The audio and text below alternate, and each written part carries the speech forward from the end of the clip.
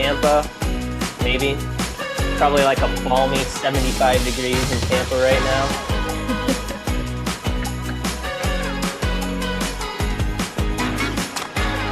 We got Doug Bauer, Joseph Fish. Awesome. All right, Liz, you're up. All right, we are live streaming. If you are watching us on Facebook or YouTube or one of our other social channels, I encourage you to go ahead. We will drop the direct Zoom link and join us on the webinar so you can ask questions and also participate, interact. You won't be on camera or anything. So like Nick said, you can dance or be in your pajamas or whatever, but be part of our event. My name is Liz Marion. I am the director of events here, and we are about to get started on a subject that is on the top of all of our entrepreneurs' minds, even if you just have an idea or starting to think about it, which is legal landmines and contracts 101. I know that I'm excited about learning from our guest, and usually a DJ, but today our facilitator is Nick Bradfield, our director of programs. Welcome, Nick. Thank you, Liz. Happy to be here. Happy to pass the beats over to DJ Jazzy Jada. Great job. She's putting me out of a DJ job. That was awesome. I am super excited to be here today, guys. Another fellow Marine is joining us. I know that's rare for someone to go from the Marine Corps to the legal field, but he's going to help us navigate some legal landmines. So Bob Baker is a Marine Corps veteran. He was a corporate attorney turned entrepreneur, and he is now a partner, founder and partner at Peak Counsel. Bob, welcome. Semper Fi, buddy. Tell us a little bit about yourself. Nick, Semper Fi. Thanks for having me. Liz, Shelby, everyone. Bunker team. I work for Peak Counsel. I'm a founding partner there, and we're a relatively new law firm. We specialize in technology companies, high growth startups, representing companies from everything from formation all the way to exit. So it's a lot of different stuff companies encounter along the way. Founders find a lot of different challenges. They come to us to solve those and really just sort of pave the way to make sure that they can grow the company and have a successful exit ultimately. And a lot of those things are employee issues, venture financing, mergers and acquisitions, if they're acquiring companies, or ultimately if they want to sell the company, some tax issues, a little bit of intellectual property. So there's a bunch of different stuff that goes into the pot of running a company. We try to make it easy for folks to run a company basically by taking those concerns away. And so a lot of our work consists of kind of laying really good foundations. We call it foundational work. If it's starting the company, then we'll do that. And if they've already started and they've come to us after being open for a little while, then what we'll do is just make sure they're on the right path and kind of smooth it out for them. That's awesome. And you have a pretty interesting story on how you came about this entrepreneur journey. Why don't you tell us a little bit about that? Yeah, I was mostly recently practicing in Boston. And before that, I was at a small firm practicing with startups. And before that, at a mid-sized firm in Manchester, New Hampshire. So I've been at it for a few years now, doing what I love. It took me a little while to get into the startup world, but I was practicing in Boston, and we were working with a lot of really great founders, a lot of great companies. And it was sort of at odds with the services that we're providing these folks, because they were so expensive, and they a lot of the times they seem so inaccessible too. Like, going to a big law firm and looking for some representation can be kind of intimidating. And so I said, there's got to be maybe a little bit more approachable way to do this. And so I called up a friend of mine from law school, and I said, hey, do you want to launch a law firm? And it's the middle of a pandemic, and we're uncertain whether this model works. And he said, sounds great. So we started off, and everything about our firm, we wanted to recreate, I guess, the image of your typical startup. And so everything we do is very lean. We have low overhead. We have everything, just from the name, Pete Corporate Counsel. We don't want to go with a traditional name. We wanted something a little bit more modern. If you look at our website, it actually looks a lot like websites you might find for a high growth tech company. And everything is very tech driven also. So that's how part of the way we keep our overhead low. And what we do with that low overhead is basically price things at a way that makes them accessible to startups who are, maybe not super cash positive at the moment, maybe having a hard time getting some traction. And, as you know, a lot of startups will the founders will defer a salary or make a lot of tough decisions. And so Yep. I think for us, it helps us really identify more with our clients and really help them in a little bit more honest way, I think, than they might find at a traditional law firm. That's awesome. So do you use the term lawpreneur? Is that a thing yet or no? I will now. So Nice. Thanks for the idea. So do I get, since this is a legal conversation, do I get royalties for mentioning that? We might be going down the rabbit hole with that. So I don't know. I'll take it offline. How about that, Nick? Nice. I appreciate that. Well, so a lot of the people on the call and in the Bunker network, whether it's going through Launch Lab Online and having an idea, or in our veteran residence program, they have an idea, they realize it's worth pursuing because there's some merit to it, there's some hole in the market they're filling, similar to what you guys were doing. You saw a hole in the market and decided to fill it. So what's the next step? I mean, how do you know what to do? How do you actually set up a company? Like, people talk about an entity or partnership or LLC or S corp, or what's all that stuff about?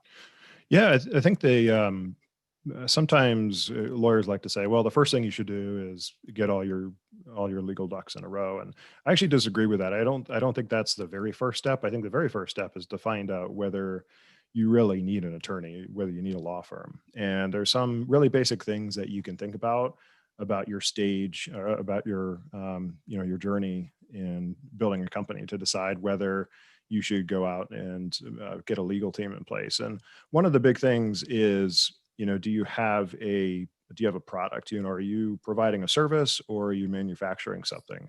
And a product could be a bunch of different things, just like a service could. We provide legal services. Other firms provide accountant services. So if you have a product, though, a product could actually be, a widget, some kind of plastic piece. It could be a candle, a glass, whatever. But it could also be just a few lines of code that you started working on. So when you have something that is protectable, that's usually one of the first really strong signs that you should reach out to a lawyer and have them help you out. Another signal is when you start working with other folks and you start maybe making promises to other folks, or you start really kind of getting relationships in place where people have an expectation. So in other words, you're bringing on a partner, you're bringing on a co-founder. For my partner, Matt Shrimpton, is, he and I started out with really just an idea, but we started to get some things in place, and, he made some decisions on his end, and I made some decisions on my end. And so we sort of, that relationship that you start building is another signal that you really should reach out. And probably the most obvious one is when there's a lot of money at stake. So if you start a product and it gets instant traction, or you land a big sale. We actually have a client who told us that they had a huge government contracting contract come through, and so all of a sudden they had potentially millions of dollars at stake. And so they said, okay, this is serious enough now where we've got to go get it. It's not definitely, it's not a hard and fast rule. I wouldn't say that, because a lot of companies will go for a while without being profitable, obviously. But if there is a lot of money at stake and people start saying like, oh, okay, this could actually turn into something. And we need to make sure that things are in place to protect that. That's a good problem to have, having a lot of money at stake. Yeah, absolutely. So it sounds like several of the things you mentioned, working with people and setting expectations, whether it's a co-founder or customers. You're talking a lot about different agreements, it sounds like. So what are some of the like kind of walk us through contracts 101 in starting a business. What do we need to have in place? Sure. I broke this out into kind of three main areas. And the first area is the company itself and how the founders or the partners work with the company. We represent, most of the time we represent the companies. We don't really represent individuals. And so because we represent the companies, we look at the company as sort of the thing that must be protected above everything else. And so, people can come and go. You'll hire and fire employees. Maybe even one of the founders will leave. But ultimately, at the end of the day, you have to have protections for that company. And so there'll be certain agreements in place where, for example, the company should always be the owner of any kind of intellectual property, or really anything that has to do with the business should be the property of the company. And so an important document to get in place is a founders agreement. Founder agreement will do a couple of things. One, it basically prevents the founders from maybe unnecessarily or unfairly competing if they leave the company. But another important thing it does is it basically takes anything that the founders have worked on and it assigns it over to the company. So the company is actually the owner of it. So you don't have a founder as owning that property. And I'll give you a really tangible example that happened to the firm I was working at about a couple of years ago. We had a really, really big deal. It was a private equity firm that was going to be buying a manufacturing company out in California. And the manufacturing company was more or less just a lifestyle business. It ran efficiently, but not super efficiently, which is why it was the target of a private equity firm. And so we were doing the work. We were representing the company or the private equity firm, and the lawyer for the company, the target, sent us an email and he said, "Hey, we've got some folks in overseas who basically worked on some intellectual property for this company, and they're claiming that they actually own it." And so we said, "Well, that is kind of a problem because we're buying the company and we want the company to own the intellectual property, not these individual independent contractors overseas. The company has to own this." And so everything, a $62 million private equity deal, all the gears ground to a halt while we sorted out this issue. And It almost killed the deal because we were thinking like, well, the company, if the company doesn't own this really critical piece of technology, then I don't want to say it's worthless, but it was pretty close to worthless. It was really, it was that big a deal. And so it's obviously a really drastic example, but it's just something to show that, if you don't have these little pieces in place, then as you get down the road, especially at an exit, then they can have pretty significant consequences. Yeah, that's really interesting. So a lot of the companies in the bunker sphere kind of start on the third shift. They have a day job and they're building something on the side. Mm-hmm. So how I mean, that seems like, without going too far in the weeds, that seems like kind of a messy area to navigate. If you're working over here on something and then, your day job is over here, that seems like it might get messy. How do you navigate some of that? That's a really good question. So the things that will govern that are, you've got a couple of different problems at play here. One of them is that you've got an employee who is working for company A, and let's say they want to start their own company. Let's call it company B. The company A should have certain agreements in place that if they're an employee or a partner or whatever, that they've signed. But if they don't, then there's a possibility that they could, take things that they've worked on maybe while they're still employed at company A. Maybe maybe they're on the clock working. Wow. And that could actually try to take those ideas and assign them to their new company. And so that obviously creates a problem because, company A is like, "Hey, you're on the clock for us." Yeah. Here you are taking these ideas and putting them into company B on your own time. So that a few minutes ago, we talked about instances where you might want to think about getting a lawyer. So that's probably a good time, probably a good time to think about maybe just reaching out and just asking like, "Hey, how can I do this?" And we actually get similar questions from some of our clients. We have, if they are, serial entrepreneurs, they'll have one company going, and so they'll want to design a product, but then they'll want to design something kind of on the side, and they won't want to assign it to the company. And our advice is like always, look, you have to have very distinct buckets where the intellectual property falls into.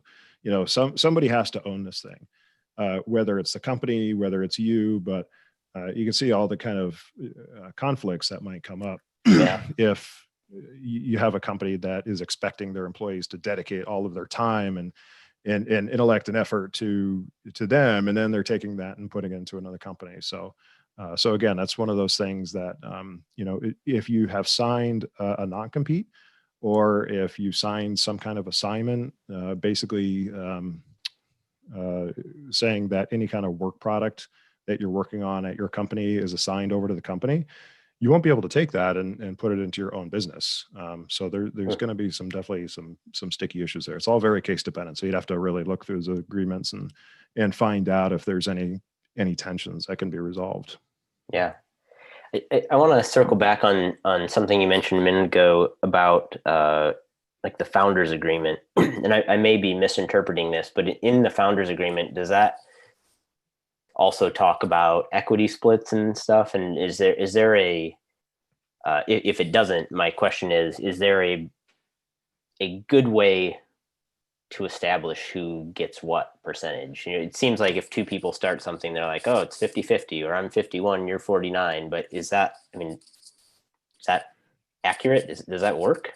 Yeah, it works more often than you might think. It's there's some software out there, or there's some I should say concepts out there that talk about how to figure out which equity goes where. And so that wouldn't actually be in the founders agreement. That would be you would have to create a cap table, a capitalization table, and in your cap table you've got a breakdown of all of the shareholders and the number of shares that they own, and the number of maybe the number of options that they own, or if it's restricted stock, basically the different kinds of ownership.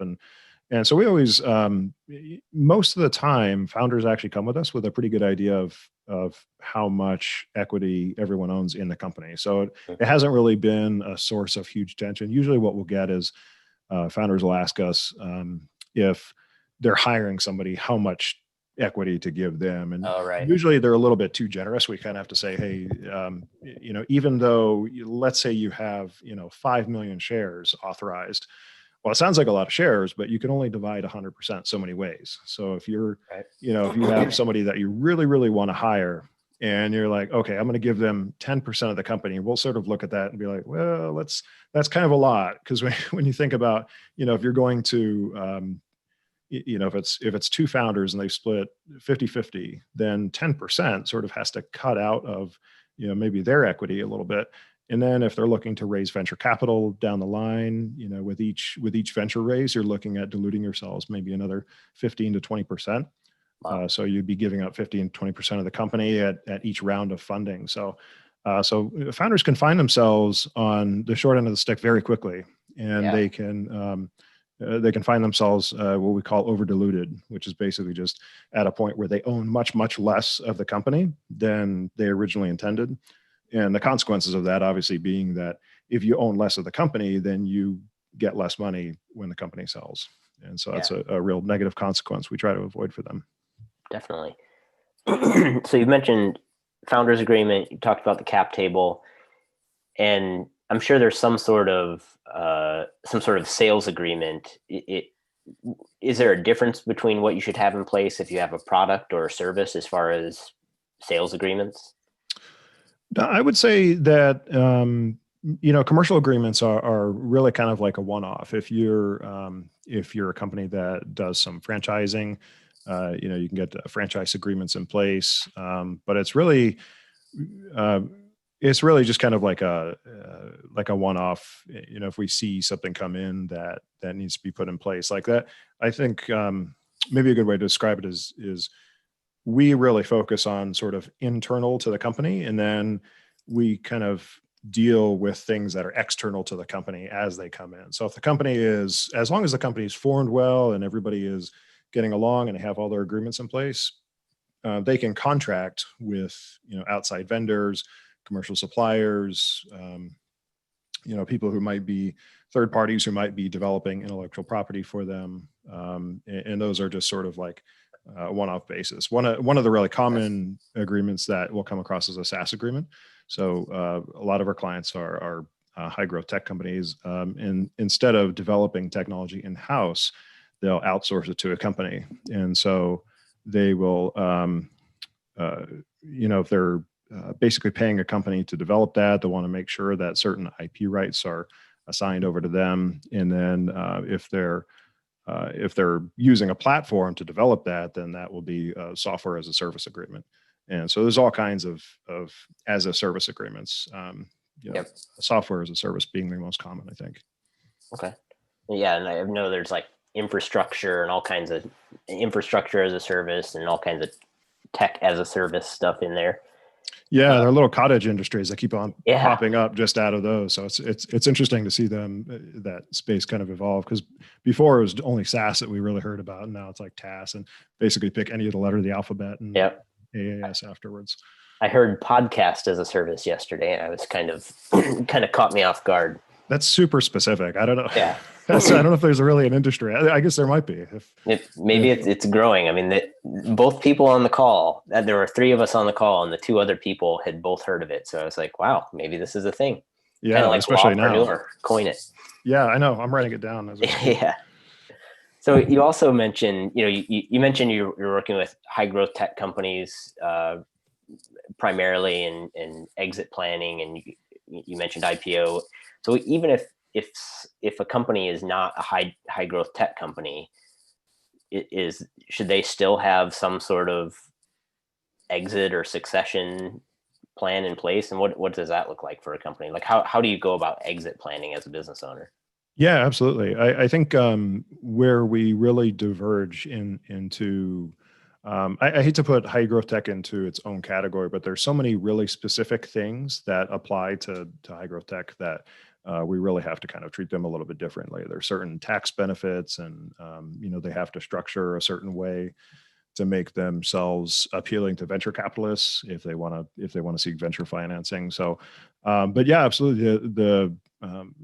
There's all different kinds of companies, and they really should all be structured properly at the get-go. And I think probably the biggest divide is whether you're a corporation or an LLC.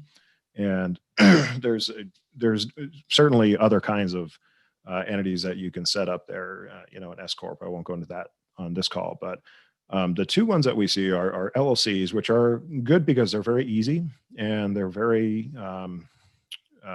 simple to set up. And then corporation, and obviously there's some tax benefits too. And then corporations are treated a little bit differently. And there are actually 2 separate sets of laws in each state that apply to each one of those. So there's a corporation law, and then there's an LLC law, limited liability company law. And the thing with LLCs is that I think the thing that we find the most common is that people will set up an LLC, and I think I'll assume that a lot of times the mentality is that because it's so simple that they don't really have to do anything. And so what they'll do is they'll just go grab like an operating agreement, which is sort of the agreement that governs a relationship between the members of the LLC and the LLC itself. And they'll go grab one off the internet, and they'll plug it in, and they'll say, okay, great, we got our operating agreement and we're good to go. And they'll come to us usually when there's some kind of problem, because the operating agreement is really just a contract between the members and the company, and how the members treat each other. Certain things they can do with voting, and what they can do with their equity interests, and how they can leave the company and things like that. And so LLCs are really creatures of contract, and you're contracting with the other members of the company.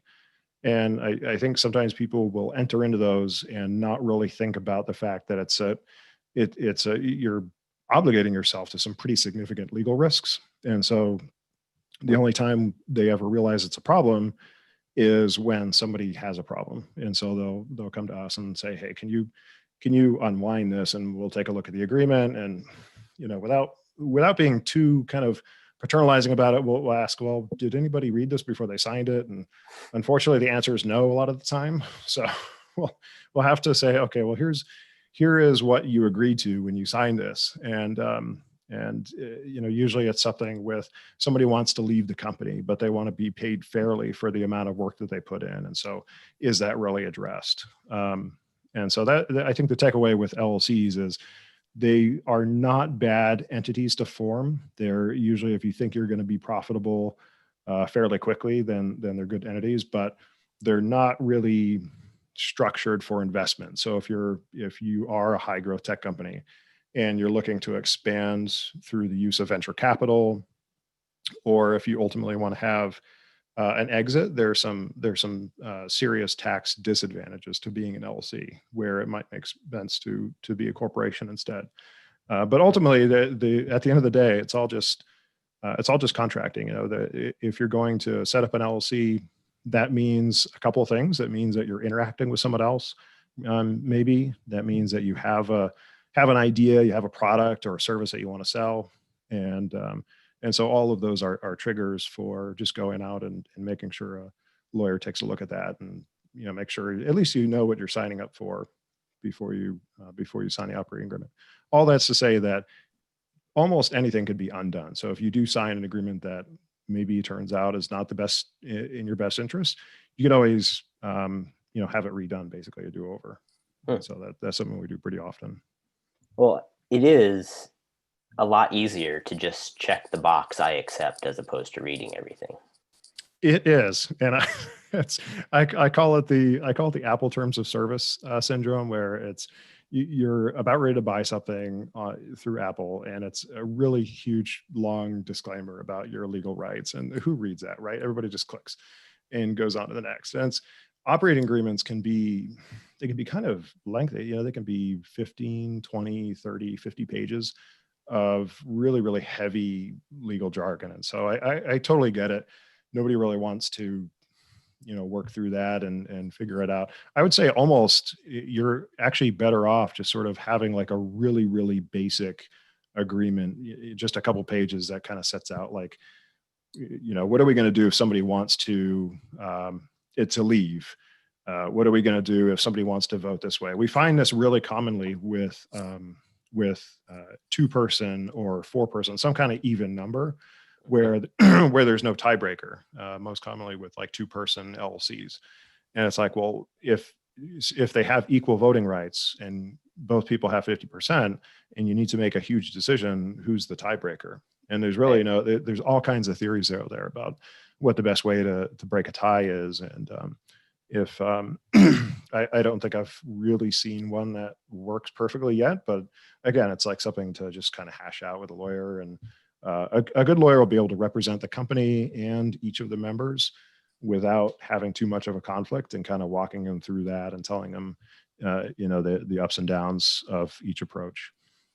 That's good. So it sounds like obviously it's best if things are set up correctly from the beginning, but if they're not, in more often than not, you can at least redo things. Is that accurate? Yeah, that's a really accurate statement. We can. It is almost directly related to how much money is involved. So if there's a lot of money at stake, then those things tend to kind of drag out, and it takes a lot of negotiation. And a lot of times it's just up to it's up to the 2 people or more people to really just kind of hash it out among themselves, and they can bring a lawyer in to try to help explain a lot of that stuff, but sometimes that just might make it more expensive. So if you have a problem and you don't see a way forward with your partner or with your co-founder, whoever, sometimes the best thing to do is really just like talk about what each person wants, talk about like, okay, if it's not kind of all documented already, like usually with our founders agreements, that provides a really clear path for, and maybe the ways that they purchase their stock. All those agreements provide a really clear path. So if they want to leave, people will say, okay, great, you can leave, like you leave the company, but these shares that haven't totally vested, the company gets to keep those and put them back in the company. So you don't get to take those with you. So the way we structure things when people come to us early enough is we'll basically do everything we can to protect the company. And so if somebody wants to leave, not a big deal. There is definitely a path for them to do that. But they don't get to then take all of the stuff that they built with them. So all that stays with the company. Like we mentioned earlier, it's really important to protect the company at all costs. And, because, people will come and go. And at the end of the day, the company is really what has value, especially at an exit. Well, one more question, then I want to get to some questions from the crowd. Yeah. So just as we were talking about vesting and somebody leaving, is there a standard vesting schedule you see for people? I've heard of like 4 years and like 1 year cliff or something like that. Is there kind of a standard out there? Yeah, we like to use 4-year vesting with a 1 year cliff. So at the 1 year mark, you'll have 25% of your shares vest, and vesting just means that you own them and nobody can take them away. And there's a little tiny asterisk next to that because we actually design our documents to be that we allow the companies to have a clawback option. So, if you were to leave without a good reason, if you basically just got fed up or tired and you didn't want to do it anymore and you left, or you got fired for cause, then the company would be able to take those shares back. But yeah, what we usually do is a 4-year vesting provision. And we find that's about the length of time to really incentivize people to stay on board. The whole purpose of vesting is to get people to stay so that they can keep all of their shares and really like put in the hard work. It's kind of the 4-year carrot, as I like to call it. And then after the first year cliff, we'll have usually quarterly or monthly, about a little under 2.1% will vest monthly until the 4-year mark when they get it all. Makes sense. And that 2.1%, that's just the whatever's left. After or something. Yep. Yeah, it's the numbers, don't quote me on that, but it's about 2.1% every month is what you'll get. But after that first year, though, that's kind of like the big one. And I haven't seen too many disputes about vesting. It's very clearly written. People know kind of where they stand, and they know that if you want to keep your shares, you have to put in the time, and that's the whole point of vesting. That's the starting a company, especially a high-tech company, is like the ultimate in delayed gratification. You put in all of this work and you're maybe not even taking a salary, and you're sometimes your hope is that you'll get venture financing. And the ultimate ask for founders is to say, hey, we know you're putting in all this work and maybe taking out a second mortgage on your home and maybe skipping a few meals, but you're not going to get these shares until the 4-year or all of your shares until the 4-year mark. And it's a big ask. And so we always really explain clearly to people like, hey, look, you don't have full rights over your shares until that 4 years is up. And we figure at that point, people are pretty fully committed to the company. So makes sense. Let's see here. A couple questions from the audience. Yeah.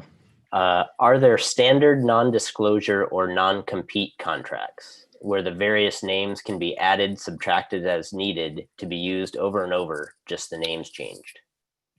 Yes. Short answer. There are some pretty good non-disclosure and non-compete contracts out there. We usually get a little bit of pushback from founders who maybe want the freedom or the flexibility for themselves, or maybe for some of their employees. So we've actually had people now, and I would say this is kind of where the trend is going, especially with a lot of, because it depends on what state you live in. Certain states are very favorable to non-competes. Other states are not so favorable. So non-disclosure is pretty enforceable just about everywhere, but non-competes, especially in California, if you want to leave and go start up a company which almost directly competes with your former company, you can pretty much do that. Wow. And so there are some pretty standard ones. We like to see where people's comfort level is with how much leeway they want to give their employees and founders and stuff like that. I would say probably for the for the rank and file employees, definitely have as strong as a non-disclosure and non-compete as you can, and for independent contractors, because you definitely don't want people just staying on for, a couple months, getting some really good ideas and then going and competing with your business. And kind of a follow-up to that, Mhm. at what point do you need to, you're talking to a potential partner or a potential investor or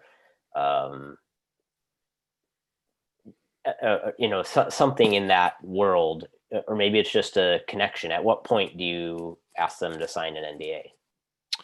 If it's an employee, I would say, before they start work, really, if you're going to give them anything of value, then definitely have them sign an NDA and a non-compete.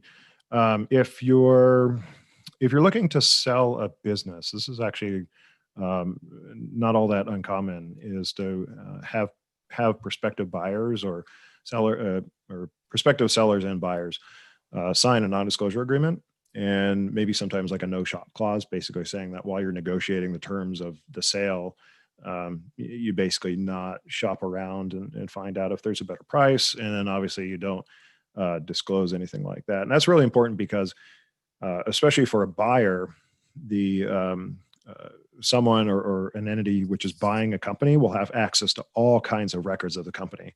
And so they'll want to see, I mean, maybe not lines of code, but they'll want to see all kinds of like really, really intimate details of the company.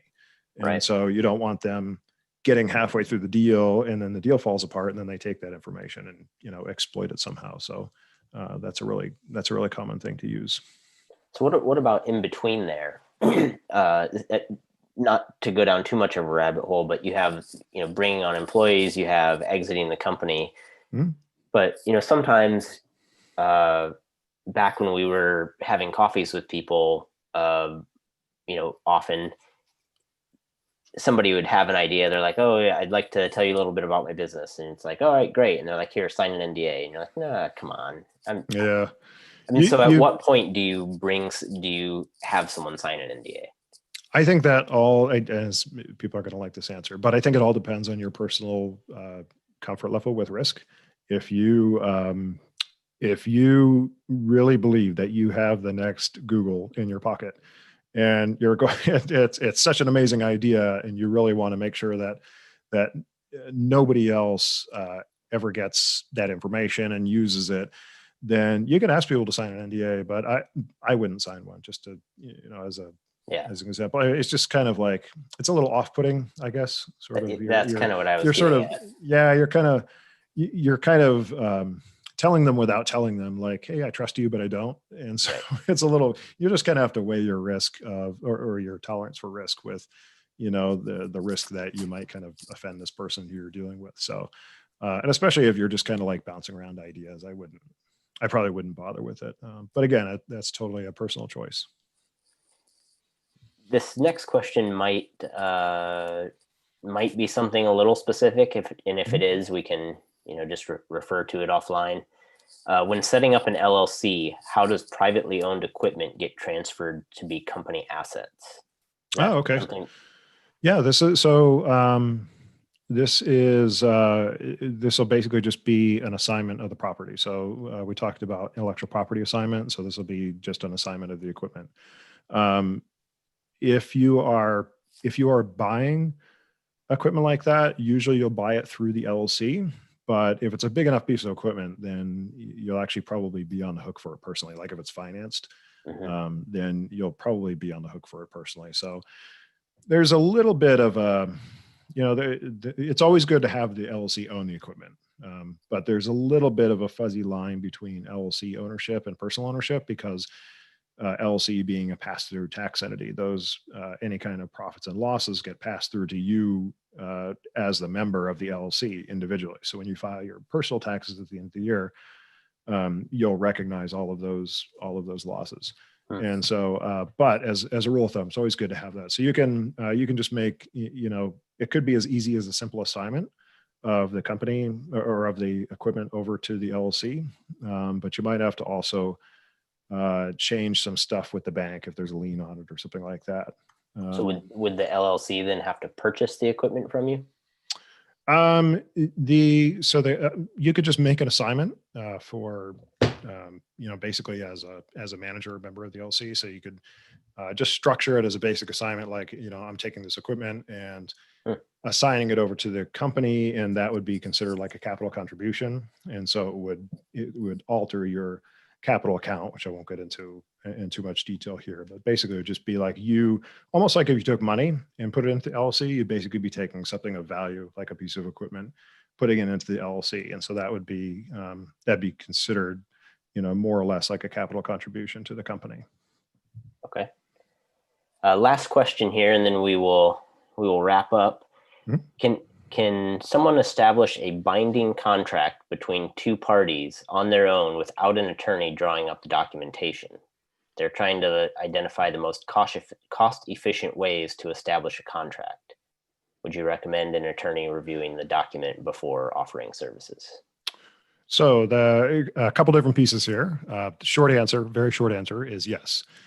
Slightly longer answer is I would say the cheapest way, especially if it's something pretty simple, is just to pay an attorney to look at it. Any two people can enter into a contract, or two or more people can enter into a contract. And so we have folks, we have clients who are, maybe involved in the real estate business or construction business or something like that, where maybe they're not bringing in lawyers for every little thing. And so they're very sophisticated contract negotiators. And, we don't encourage it or discourage it. We say, if your comfort level is there with negotiating your own contracts, then definitely do that. But if you sense that maybe you might be outweighed in the negotiations, like if you're negotiating with a commercial vendor or a very sophisticated, a very sophisticated, business owner, and maybe you don't have that much experience, then definitely bring in a lawyer. If the two people are kind of like equally matched in terms of experience, then if they really don't want to bring in a lawyer and they have the good reasons for doing so, then by all means. And that could end up, just to kind of reiterate on that's kind of a slippery slope a little bit, where yes, there could be some costs up front, but it could also be a whole lot of costs on the back end if you don't do it. So yes, it's always, we like to think of it generally in terms of the rule of threes. So if legal services cost $1, unwinding something that you've gotten yourself into will probably cost about $3. So that's historically, that's generally what we found. But we don't want to discourage that. I mean, sometimes getting lawyers involved just overly complicates things, but most of the time, I think it's a pretty good investment. Awesome. Well, Bob, thank you so much for your time today. This has been awesome. A ton of information. I got a page full of notes. I know you want to be available to the community as well. How can people find you if they have further questions? Yeah, you can check out peakcounsel.com, peakcounsel.com, and you can reach us on the social channels. We're on Instagram and LinkedIn. And if you want to send me an email personally, just shoot me at bob@peakcounsel.com, and you'll find my office number on there too. So happy to chat anytime about any kind of concerns. I know people probably had a lot of questions that they maybe didn't get to. It can be really heavy stuff. And Nick, you had me chasing down a bunch of really interesting questions. So thanks for your time and they're really great questions. And I'd be happy to meet up with people kind of offline and help out a bit more. Awesome. Thanks a lot, Bob. Liz, back to you. All right. Thank you all so much. Bob, that was amazing. I also have a bunch of notes. Nick, thank you for facilitating so I could concentrate on taking notes and listening this time. If you are joining us on social media, we will drop that contact to Peak Counsel and the website in the chat so you can see it there. I want to thank all of you for joining us. I hope that you also took some really great tidbits to apply to your business.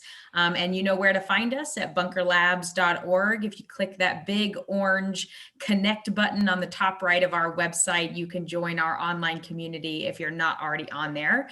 Bunker Online, you will find Launch Lab Online, which we mentioned, our courses, our content, recordings, stories, and not to mention just over 6,000 other military military connected entrepreneurs that can help you grow your business. So thanks a lot for joining, and we will see you next time.